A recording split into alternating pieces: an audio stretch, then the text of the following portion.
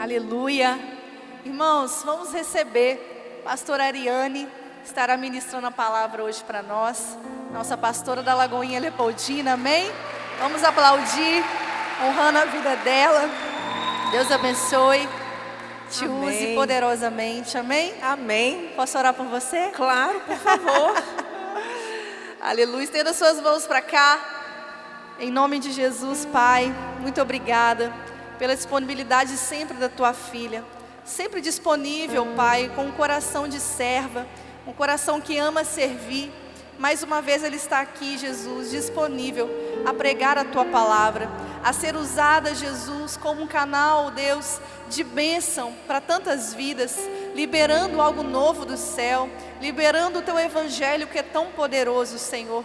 Que ela seja usada de uma forma sobrenatural nessa noite, em nome de Jesus. Amém. Aleluia. Amém. Boa noite, igreja, paz. Glória a Deus. Que o Senhor seja literalmente a minha voz, porque a minha voz não está aqui comigo. Aleluia. Ai, como eu amo esse lugar. Que saudade que eu estava de estar aqui com vocês. Aleluia. Quero justificar aqui a ausência do pastor Sérgio. O pastor Sérgio está na obra em Leopoldina. Estamos em obra, literalmente em Leopoldina. Estamos de mudança para um templo novo, para um templo maior. E em nome de Jesus, nos mudamos semana que vem. Então vocês aqui já estão habituados com obras, vocês sabem como é que funciona o negócio. Vai chegando perto da mudança, o cerco vai apertando, as horas na igreja vão se multiplicando. E ele está lá até agora, com o pessoal lá, finalizando toda a parte estética da igreja. Estamos em pintura, colocando janelas, pintando a igreja, colocando janelas, para que semana que vem a gente possa receber o som, possa receber as cadeiras, possa receber todos os equipamentos, para, em nome de Jesus, gente, é por fé, gente, a vida do crente é por fé. Vida de pastor é por mais fé ainda. Agora que eu estou do lado de cá, eu sei na pele como é que é esse negócio de viver por fé. Dia 13, 14 e 15 é Conferência Legacy, lá em Leopoldina. Vocês estão convidados a estar com a gente lá. Conferência Legacy vai ser o primeiro evento no Templo Novo. Vai ser o evento que vai inaugurar o Templo Novo. Todo o material que está sendo preparado, todos os cartazes, tudo está em divulgação para o Templo Novo. Nós já estamos lá só por fé que nós já estamos lá. Tá? O material que a Paula tem preparado nem cabe no Templo Antigo. Não cabe. Mas a gente tem fé que dia 13, 14 e 15 nós estaremos lá. Vocês são nossos convidados. Próximo final de semana vai estar com a gente o preletor João Pedro, está vindo de São Paulo. Matheus Pereira, líder do Legacy da Lagoinha Cabo Frio, vai estar com a gente. E o pastor Bill, também da igreja em Juiz de Fora, vai estar com a gente nessa conferência. Estamos lá a todo vapor. E aí agora eu quero pedir você para abrir a Bíblia. Vai vir uma tossezinha de vez em quando. Para abrir a Bíblia comigo em 1 Coríntios, capítulo 13, versículo 12. Agora, portanto, enxergamos apenas um reflexo obscuro, como em um material polido. Entretanto, haverá o dia em que veremos face a face. Hoje conheço em parte, então conhecerei perfeitamente, da mesma maneira como plenamente sou conhecido. Eu quero ler mais uma vez, mas vou ler aqui na minha Bíblia. Minha Bíblia é uma versão bem diferente, que é a versão amplificada, fala assim: porque agora vemos de modo obscuro um reflexo imperfeito da realidade, por um espelho. Mas, quando a perfeição chegar, então veremos face a face. Agora conheço em parte, imperfeitamente, mas então conhecerei completa e claramente, como também sou completa e claramente conhecido e compreendido por Deus. Aleluia.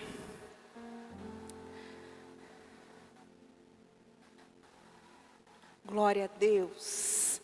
A palavra que o Senhor tem ministrado ao meu coração nesses últimos dias tem a ver com reflexo.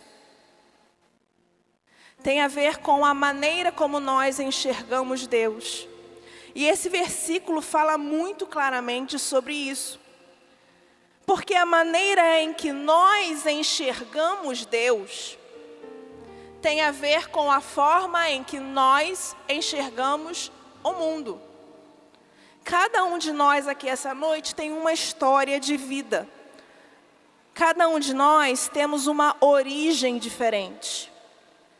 Viemos de lares diferentes, pais diferentes, tivemos uma criação diferente, tivemos uma experiência de vida diferente.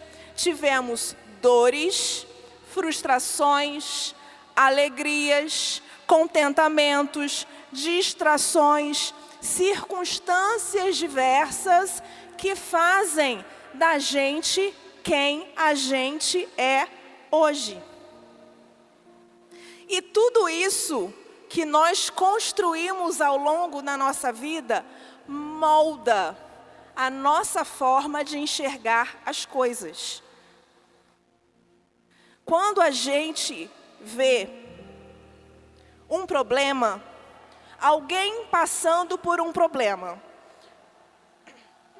e aí você vê uma pessoa passando por um problema, e você vê essa pessoa resolvendo esse problema.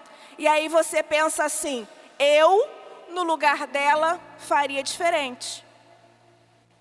Eu, se tivesse no lugar dela, não faria isso. Se eu tivesse no lugar dessa pessoa, eu não faria aquilo, eu não faria isso, eu não falaria assim, eu não falaria assado. A gente sempre faria ou falaria diferente do que a outra pessoa está fazendo, na maioria das vezes. Por quê? Porque nós temos maneiras distintas de enxergar o mundo. E você não enxerga o mundo com os mesmos olhos que essa pessoa enxerga. E isso vai influenciar diretamente a forma como nós enxergamos Deus. Fala para a pessoa que está do seu lado, eu enxergo Deus diferente de você. E está tudo certo.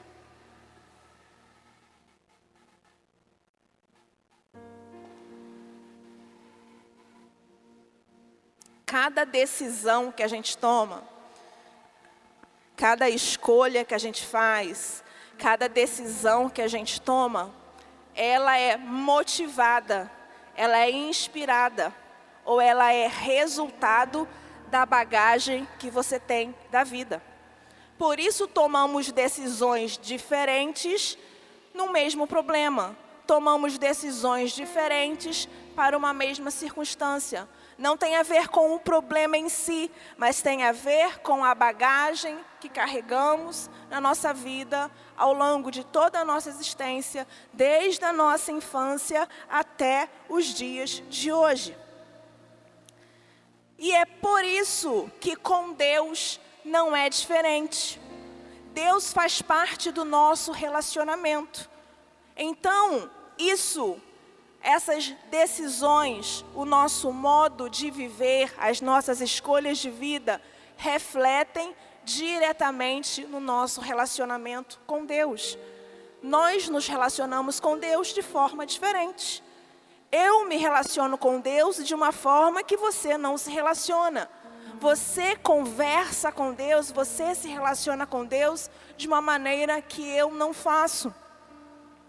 Mas essa é a multiforme graça de Deus, de ouvir cada um de nós em nossa individualidade.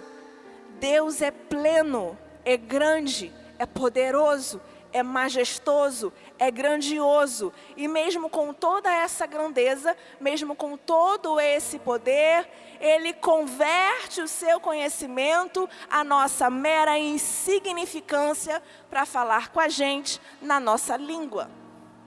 Para falar com a gente de uma maneira que a gente entenda. Ele vai falar com você de uma forma que você vai entender que é Deus que está falando com você. Ele vai falar com você de uma forma que você vai saber que é o seu Pai, lá de cima, que está te chamando, que está conversando com você. Ele sabe. Por quê? Porque Ele se traduz na nossa linguagem, dentro do nosso contexto.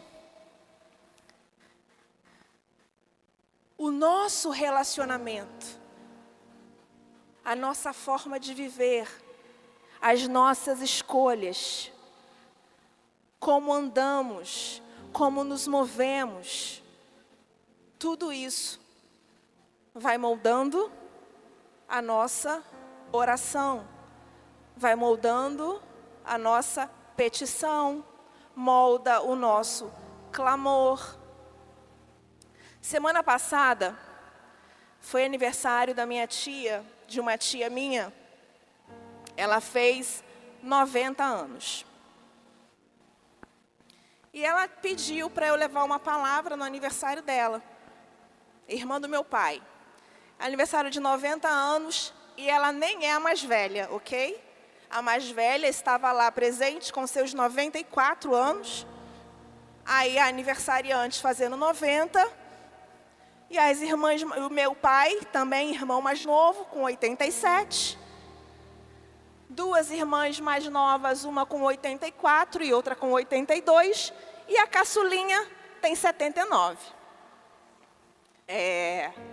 Estava todo mundo lá, com seus filhos, com seus netos, agregados, bisnetos.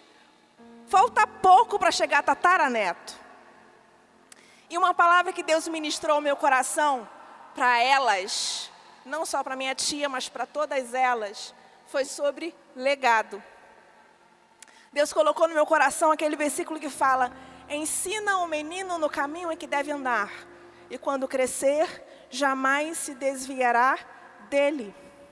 Para mim foi o versículo que mais cabia naquele ambiente familiar, de pessoas que aí já passaram dos 90 anos de vida e tem um legado gigantesco que deixou para trás. Influenciaram de forma grandiosa as gerações que vieram depois, incluindo a mim. E é claro que eu vou puxar a sardinha para o meu pai, porque é meu pai, para início de conversa. Eu sou uma grande puxa-saco do meu pai. Desde criança, eu sempre gostei de ficar conversando com meu pai. Eu sempre gostei de puxar assunto com meu pai.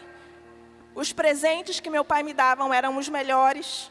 Mesmo que ele me desse um sapato que não cabia no meu pé. Gente, uma vez meu pai me deu um sapato que não coube no meu pé. Era um número menor. Mas foi ele que me deu. Não tivesse quem fizesse eu trocar aquele sapato. Eu usei aquele sapato até ele acabar, mesmo não dando no meu pé. Porque foi meu pai que me deu. Lembrei dessa história agora, fresquinha, desse sapato preto. E meu pai sempre foi, graças a Deus, meu pai sempre foi muito presente. Sempre foi muito amoroso, sempre foi muito carinhoso com a gente. Eu lembro às vezes que eu passava o dia inteiro na loja do meu pai. Saía da escola, ia para a loja do meu pai, ficava o dia inteiro na loja, até meu pai fechar a loja, ia para casa com meu pai. 8 horas da noite eu estava com o uniforme da escola de meio-dia ainda, porque eu queria ficar com meu pai na loja. No entanto, mas, porém, contudo, todavia, meu pai tinha uma frase que marcou a minha geração como criança e adolescente, não só minha, mas como das minhas irmãs. Eu tenho 2 irmãs mais novas, que é a seguinte frase muito comum entre pais: não tenho dinheiro. Eu podia pedir qualquer coisa para o meu pai, menos dinheiro.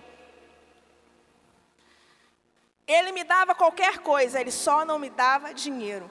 Não tem dinheiro. Mas pai, não tem dinheiro. Mas eu passei da escola, não tem dinheiro.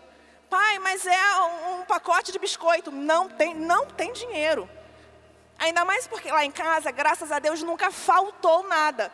Mas sempre foi tudo muito divididinho. Se tinha uma fatia de queijo e nós éramos 3, tinha que pegar a régua para dividir a fatia de queijo para as 3. Cada um ficava com um cheirinho só, mas tinha que dividir para 3, porque tudo era sempre para 3. Então o passeio da escola não era R$50, era R$150. O presente do Dia dos Pais não era R$20, era R$60. Tudo sempre era multiplicado por 3. Cada R$10 não era 10, era 30. Cada R$100 não era 100, era 300. Por isso meu pai não tem dinheiro, não tem dinheiro, não tem dinheiro. E o que isso acontece? O que aconteceu comigo? Eu fui moldada na frase, não tenho dinheiro. Porque a minha bagagem de vida moldou a minha forma de pensar e a minha forma de me relacionar com Deus. Sempre que eu buscava Deus, graças a Deus, meus pais se converteram, eu tinha 5 anos de idade e eu nunca me desviei do caminho do Senhor. Mas sempre que eu orava, sempre que eu buscava Deus, sempre que eu estava nos meus momentos de oração, nos meus momentos de intimidade com Deus, eu sempre era muito grata. Eu sempre agradeci muito a Deus. Por tudo, por cada detalhe. E eu citava os detalhes em que eu era grata. Eu era grata pela hora que eu acordei, desde a hora que eu dormia, eu ia falando que eu era grata, obrigada, obrigada, obrigada, obrigada, obrigada. E isso, nossa, é muito bonito. Nem que jovem grata, que jovem agradecida. Nossa, que jovem inspiradora. Uma pessoa que agradece a Deus por tudo. Amém. Só que quando eu fui me aprofundando no relacionamento com Deus, eu entendi que a minha gratidão tinha um defeito, olha só. Sabe qual era o defeito da minha gratidão? Eu não era grata simplesmente por ser grata. Eu agradecia demais porque eu tinha dificuldade de pedir. Eu tinha dificuldade de pedir coisas a Deus. Eu não pedia. Então a minha gratidão era uma gratidão de satisfação, do tipo, eu não preciso. Por quê?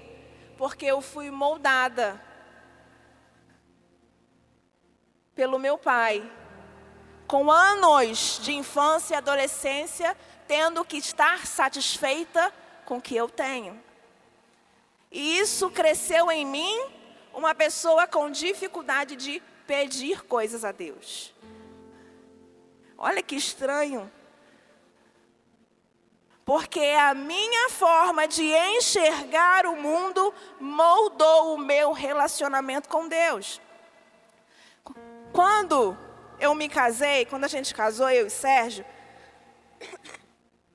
eu sempre trabalhei desde cedo. Eu comecei a trabalhar fora com 18 anos. Justamente por isso, porque eu não tinha dinheiro para nada, então eu tinha que dar meu jeito. Se eu quisesse alguma coisa, eu tinha que trabalhar para ter aquilo que eu queria. Eu comecei a trabalhar com 18 anos. Trabalhei a vida inteira, sempre trabalhei.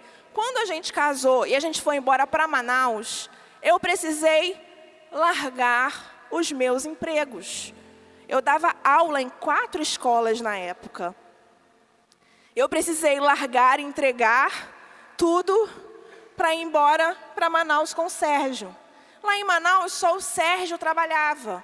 Eu não trabalhava. Eu não fazia nada. Eu ficava em casa 100% do tempo, sem trabalhar. Não conhecia absolutamente ninguém. E estava só eu e Deus dentro de casa. Foi nessa época que o Espírito Santo lá em Manaus começou a me tratar. Porque até então eu não sabia que eu era assim.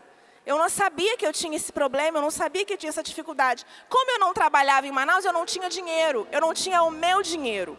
Se eu quisesse qualquer coisa, eu tinha que pedir ao Sérgio. Imagina a dificuldade de pedir alguma coisa para o meu marido. Ele nunca teve problema com não tenho dinheiro, tá? Quem tinha esse problema era meu pai. Mas se eu quisesse comer um chocolate, amor, quando você vier para casa, traz um chocolate para mim. Pensa na dor de ter que pedir um chocolate. Não é possível. Não acredito, Deus. Eu tenho que pedir um chocolate, trabalhei a minha vida toda e agora eu não tenho dinheiro para comprar um chocolate. Eu tenho que pedir ao meu marido um chocolate. E aquilo começou, começou a mexer comigo, começou a me tirar da zona de conforto, começou a me deixar desconfortável. E nesse lugar de desconforto, foi que o Senhor começou a falar comigo. Pede, ué. Só pedir. E aí o Senhor eu comecei a entender. Comecei a voltar lá atrás, o Senhor começou a trazer à tona, naqueles dias, naqueles 2 anos que eu morei lá, no primeiro ano que eu morei lá, foi um ano inteiro sem trabalhar, e eu sabia que eu não ia trabalhar lá, porque o Senhor já tinha me falado. O Senhor falou ao meu coração antes de ir embora para Manaus: estou te levando para Manaus, e você vai viver um ano sabático comigo, 100% do seu ano, 365 dias do seu ano dedicados a mim. Então, eu já fui para lá ciente. Eu não bati boca com Deus. Eu não fiquei procurando emprego lá, porque eu sabia que Deus tinha separado o ano de 2019 para tratar comigo, no particular. E esses detalhes foram fazendo parte do tratamento. Hoje eu olho para trás e eu entendo o porquê. Mas foi um processo. Até eu entender que as minhas orações de gratidão a Deus não era que gracinha, que bonitinha, né? Que mulher de Deus, que jovem de Deus, tem um coração grato. Como ela é agradecida, não. Isso tinha a ver com a minha dificuldade de pedir. E aí eu comecei a entender que quando eu orava a Deus, eu começava a enrolar na oração. Você já enrolou em oração com Deus? E aí eu, Senhor, muito obrigada. Obrigada pelo dia, pela noite, pelo sono. Obrigada por isso, obrigada por aquilo. Obrigada, Deus, obrigada. Obrigada. Está faltando, mas obrigada. Não tem dinheiro para pagar a conta, obrigada, obrigada. E o Espírito Santo falou assim comigo: pede o que você quer. Eu, Senhor, não. Eu estou aqui para me derramar em gratidão. Eu estou contando para vocês um diálogo sincero que eu tive com Deus. Eu não tenho nada para pedir, Deus, eu só tenho para agradecer. O Espírito Santo falou comigo: pede o que você quer, eu conheço você, fala para mim o que você precisa. E eu não conseguia pedir, acredita?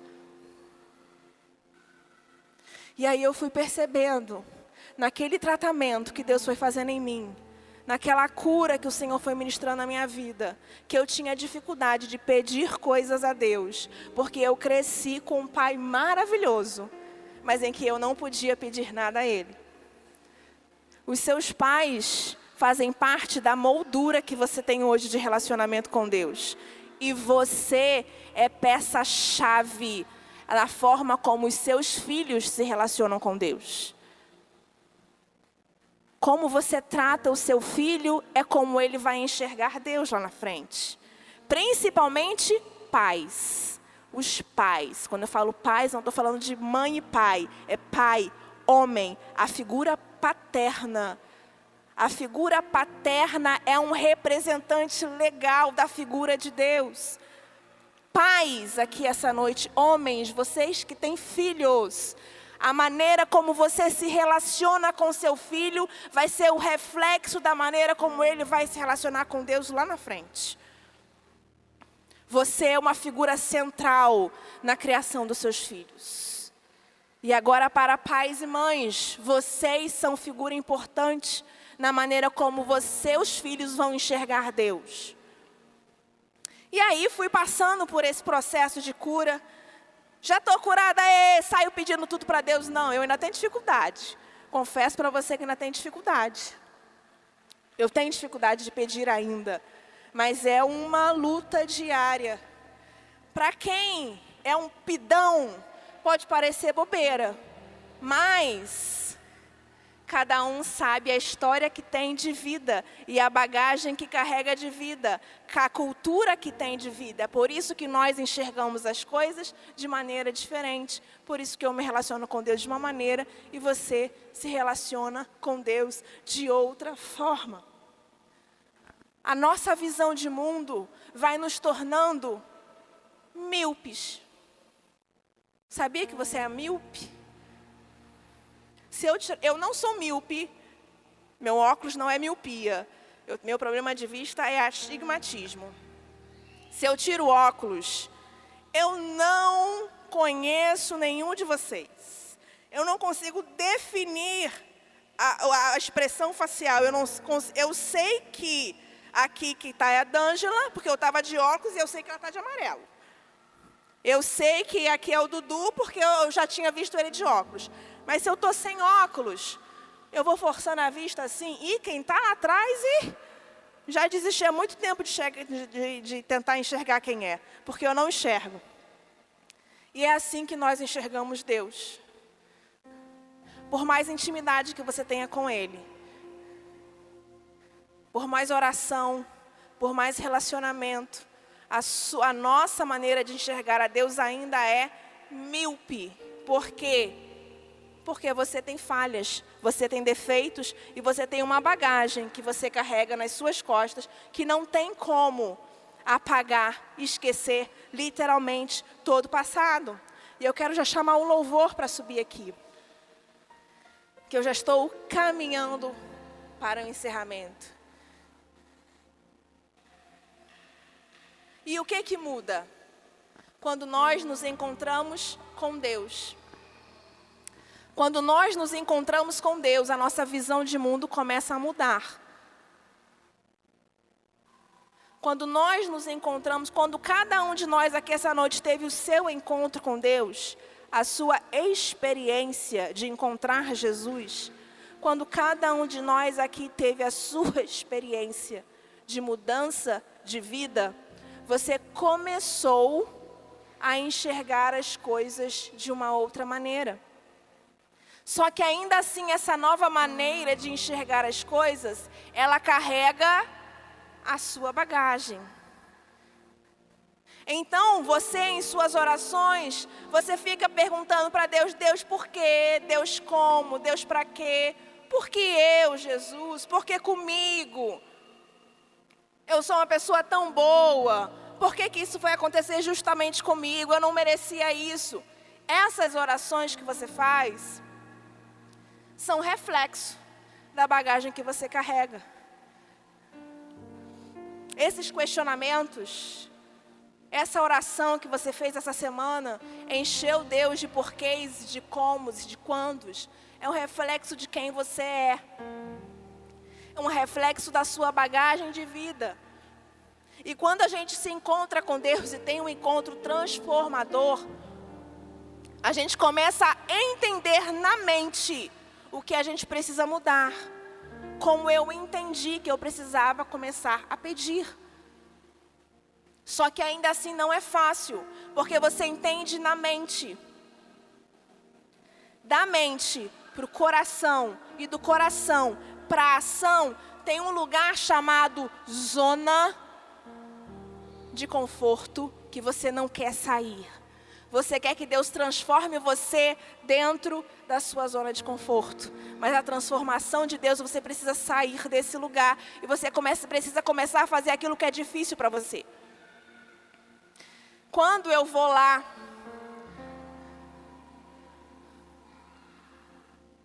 na história do filho pródigo, se coloca de pé.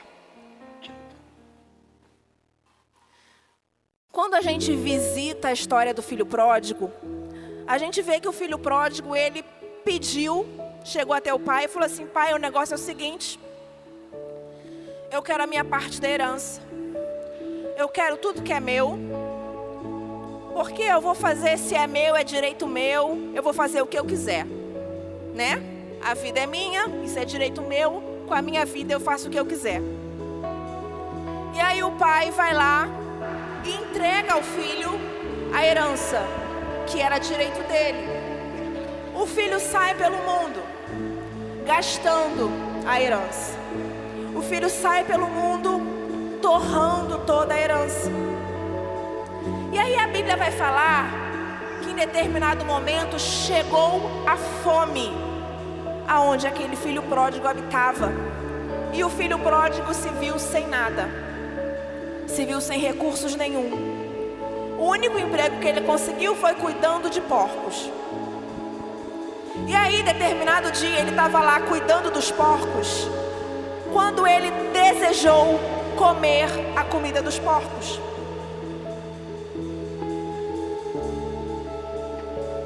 Quando ele desejou comer a comida dos porcos, a ficha dele caiu. E ele começou a refletir. Na casa do meu pai, os servos comem bem. Na casa do meu pai, os empregados são bem cuidados. Os empregados ganham bem. Porque eu vim de lá. Eu sei como os empregados são cuidados na casa do meu pai. Eu não mereço voltar como filho. Depois de tudo que eu fiz, depois de tudo que eu falei, depois de tudo que eu fiz na minha vida, eu não mereço voltar como filho. Eu não mereço. Mas eu vou voltar e vou pedir para o meu pai um emprego. Eu vou voltar e vou pedir ao meu pai para que ele me dê uma vaga junto com os empregados. E aí ele volta. E a Bíblia fala que ele volta matutando. Ele volta ali criando os argumentos. Ele volta ali criando as justificativas. Como é que ele vai se apresentar para o pai? O que é que eu vou falar para o meu pai quando eu chegar? Será que meu pai vai me receber bem? Será que meu pai vai bater a porta na minha cara? Porque se ele bater a porta na minha cara, é direito dele. E ele volta matutando e pensando o que é que ele vai falar. Aí a Bíblia conta pra gente que o pai estava à porta e ele vê o filho se aproximando de longe.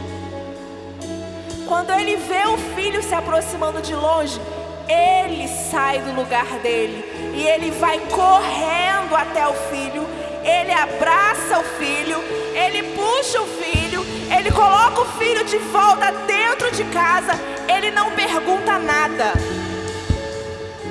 O filho estava cheio de justificativa. Como é que eu vou voltar? O que é que eu vou fazer? O que é que eu vou falar? O filho estava preparando os argumentos. O pai não estava nem aí para os argumentos do filho. O pai só viu que o filho estava voltando. Voltou, colocou o filho dentro de casa, deu roupa nova, colocou. Ele não perguntou. O pai não perguntou nada. Ele abraçou, deu banho, cuidou, tratou, colocou roupa nova, colocou um anel no dedo. O filho pródigo enxergava o pai de maneira embaçada. Por isso ele preparava as justificativas. Por isso ele preparava os argumentos. Esse monte de argumento que você prepara para Deus, esse monte de justificativa que você planeja para Deus, esse monte de coisa que você fala para Deus, Deus isso, Deus e aquilo, mas Deus e eu, você fica dia após dia se justificando para Deus. As suas orações são um bando de frases de justificativa para Deus. Deus não está nem aí para suas justificativas. Ele só quer ver você voltando. Deus não está perguntando para você. Deus nunca perguntou para você por que você saiu. Deus não pergunta para você por que você parou. Deus não pergunta para você porque você pediu a herança. Sabe o que é que Deus não fala para você? Eu te avisei. Por acaso o pai falou para o filho pródigo: eu te avisei. Não, Deus não fala eu te avisei. Deus não pergunta para você, Deus não joga na sua cara. Ele simplesmente corre para abraçar você.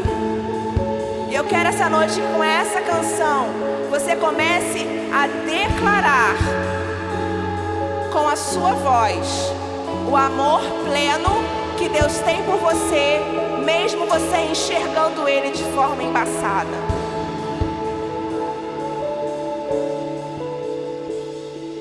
Tem ciúme de mim, e o seu amor é como um furacão, e eu me rendo ao vento de sua misericórdia.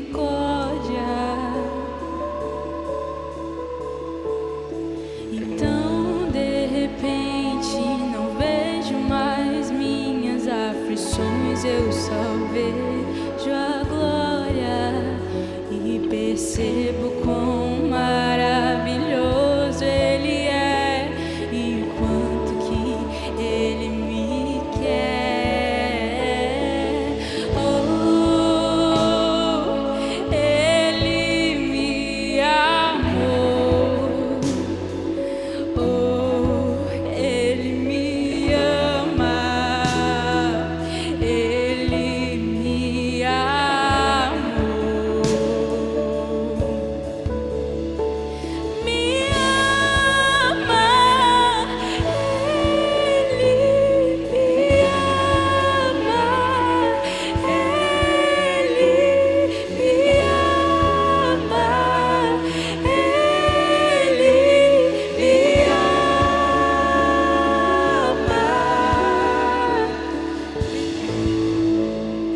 É o nosso galardão, o seu olhar de graça nos atrai à redenção.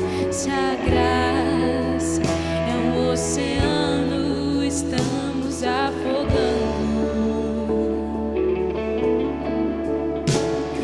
O céu se une à terra como um beijo apaixonado.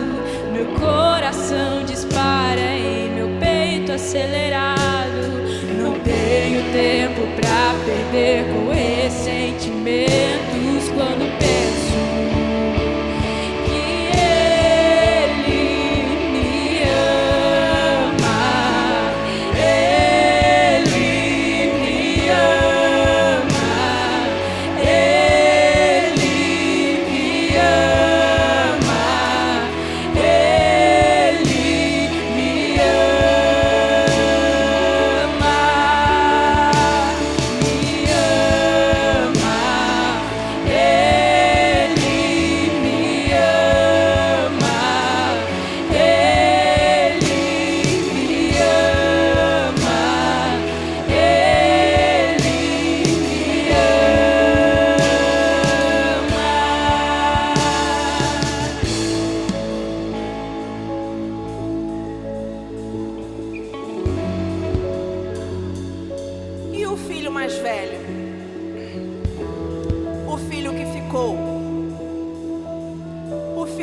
abandonou o pai, o filho que nunca desviou, o filho que nunca saiu de perto. Por incrível que pareça, esse filho também tinha uma visão embaçada do pai.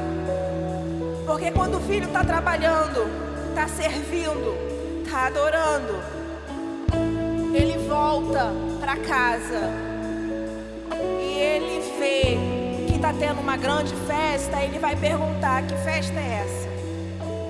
E aí um dos servos fala: é porque seu irmão voltou. E ao invés do filho que estava em casa, ao invés do filho que estava em casa, ao invés do filho que nunca saiu de dentro de casa, se alegrar porque o irmão caçula estava de volta, ele fica indignado. E ele procura o pai e fala assim: pai, meu irmão pegou toda a herança dele e vazou, meteu o pé, gastou tudo. E ele volta agora sem nada. Você dá uma festa para ele? E eu que sempre estive aqui? E eu que nunca saí de perto de você? E eu que nunca me desviei? E eu que sempre estive aqui? O Senhor nunca matou um boi para me dar uma festa. O Senhor nunca fez uma festa para mim. Eu nunca saí do seu lado e você nunca fez uma festa para mim. A visão do filho mais velho, a maneira como o filho mais velho enxergava o pai. Sabe o que o pai fala para ele? Fala: meu filho, o seu irmão estava perdido e foi achado. Meu filho, o seu irmão estava morto e ele reviveu. Você sempre esteve aqui. Tudo que eu tenho é seu. Tudo que eu tenho está à sua disposição. Você poderia fazer a festa a hora que você quisesse. Você poderia fazer festa todo dia se você quisesse. Mas você sempre esteve aqui e você não aproveitou a plenitude de estar perto de mim. 2 filhos, um pai. O filho pródigo com uma visão embaçada de um pai que ele acha que não vai recebê-lo. O filho mais velho com uma visão embaçada porque acha que o pai é injusto. E o pai pleno, completo, responde aos 2 filhos em sua plenitude, em sua transparência, em sua limpidez. Porque quem enxerga Deus embaçado somos nós, mas Deus enxerga de você de maneira límpida.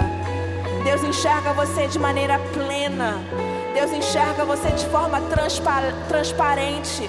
Deus enxerga você de maneira cristalina. Deus conhece cada centímetro da sua alma. Você não conhece Deus plenamente.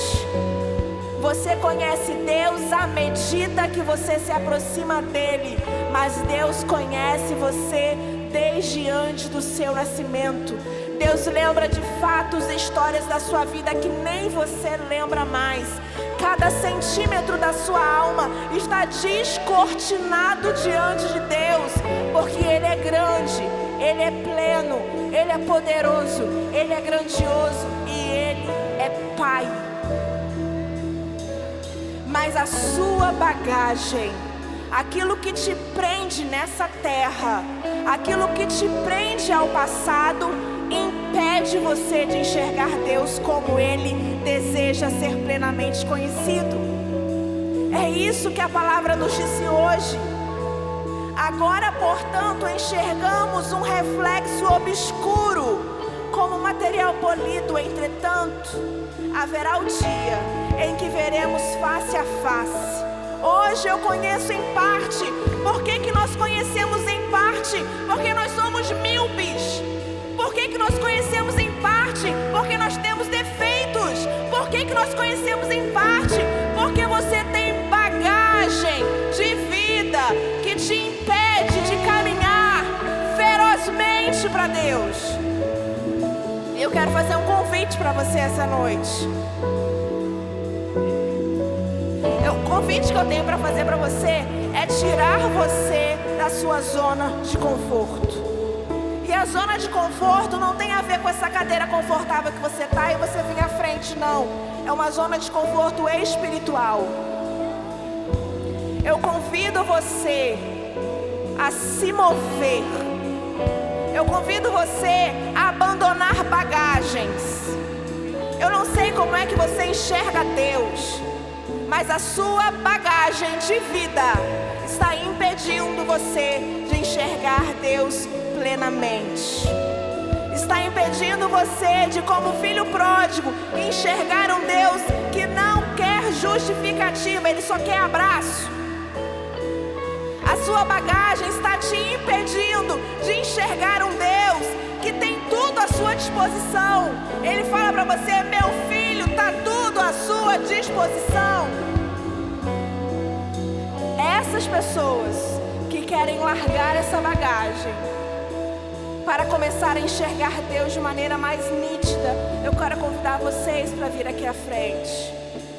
Eu não sei se a bagagem que você carrega é uma infância difícil. Eu não sei se a bagagem que você carrega é a ausência de pai. Eu não sei se a bagagem que você carrega é a ausência de mãe.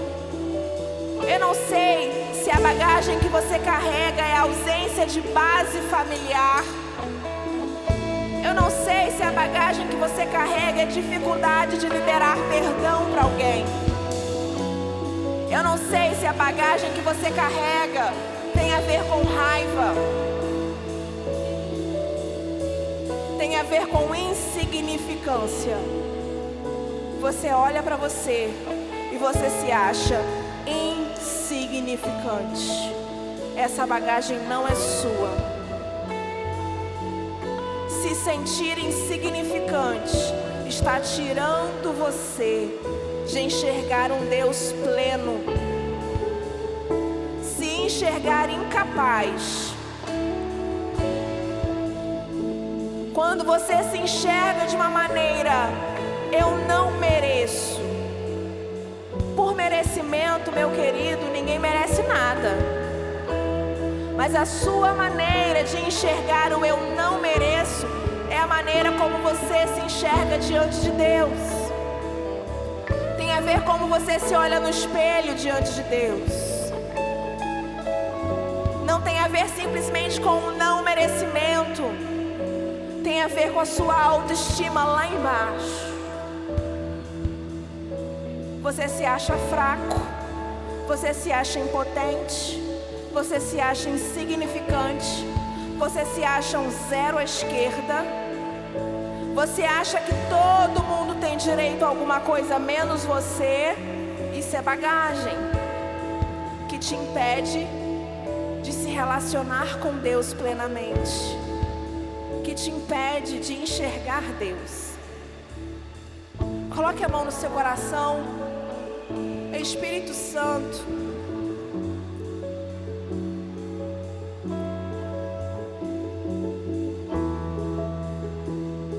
Espírito Santo, Pai,